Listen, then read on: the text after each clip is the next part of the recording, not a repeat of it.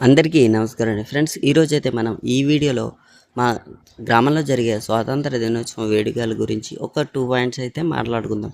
అదేంటంటే ఫ్రెండ్స్, మా గ్రామంలో జనాభా చాలా తక్కువ, అంటే ఇంచుమించుగా 270, 280 మంది ఉంటారు. అందువల్ల ఏంటంటే చాలామంది హాజరు కాలేకపోయారు.